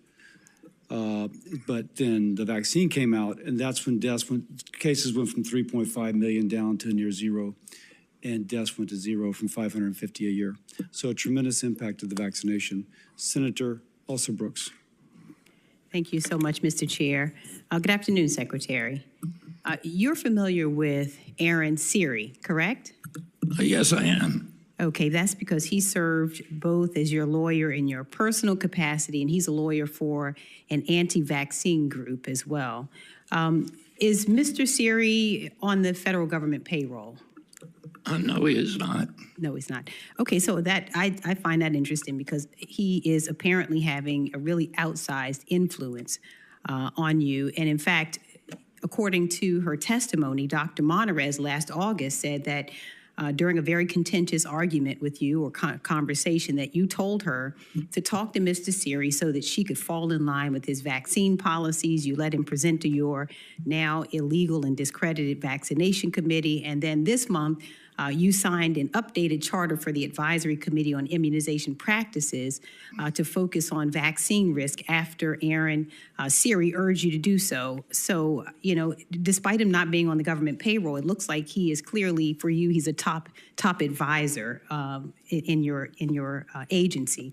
Now, last month, Mr. Siri threatened to sue you if you didn't add hundreds of health conditions to the vaccine injury compensation programs.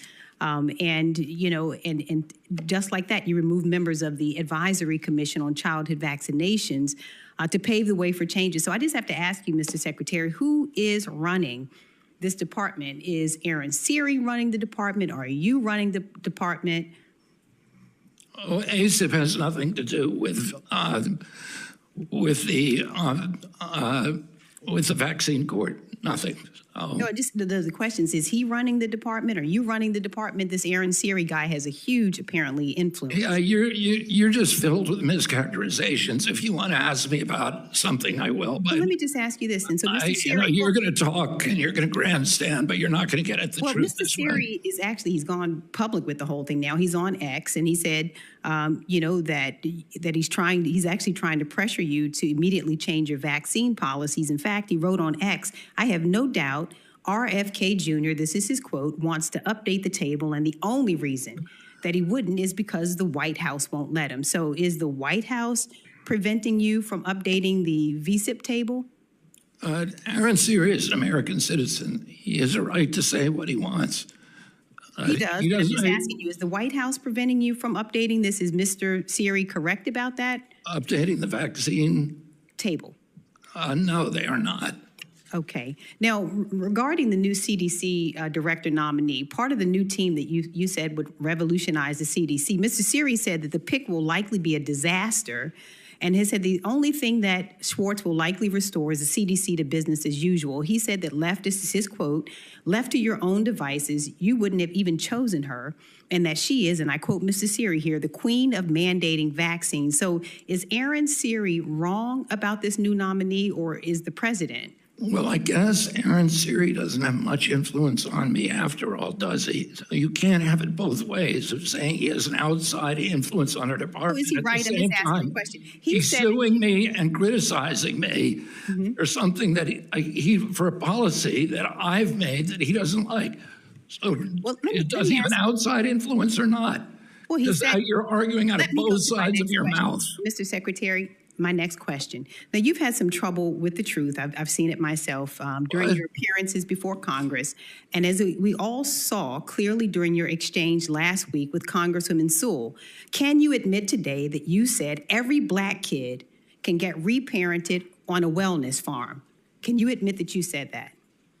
Can get reparented on a wellness farm? Well, let me read exactly what you said. You said every Black kid is now just standard, put on Adderall, on SSRIs, benzos, which are known to induce violence, and those kids are going to have a chance to go somewhere and get reparented, to live in a community where there'll be no cell phones, no screens. You know, you claimed, in fact, you went on to say, actually the whole transcript was even worse. You said that if you could, you would send, quote, every Black kid, again, your words, not mine, to go live on farms and work. Is that your... I would have to hear that recording because... Well, I have the recording. I have no memory of saying anything like that. Yeah, well, I actually have the recording that I can give to you, but it is absolutely what you said.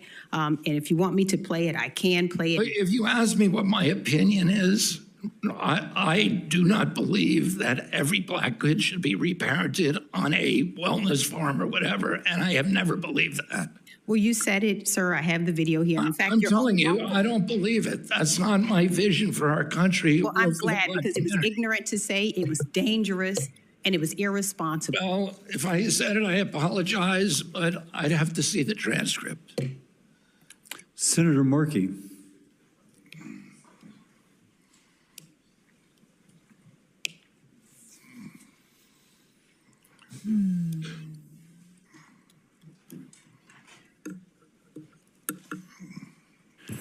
Mr. Secretary, holding corporations accountable for threatening Americans' health is a core part of your agenda.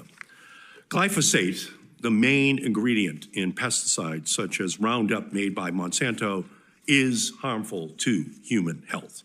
In fact, in 2018, you helped win a $290 million verdict against Monsanto on behalf of Dwayne Johnson, a school groundskeeper who developed cancer after using Roundup. Afterwards, you said, quote, the jury found Monsanto knew what they were doing was wrong and doing it with reckless disregard for human health.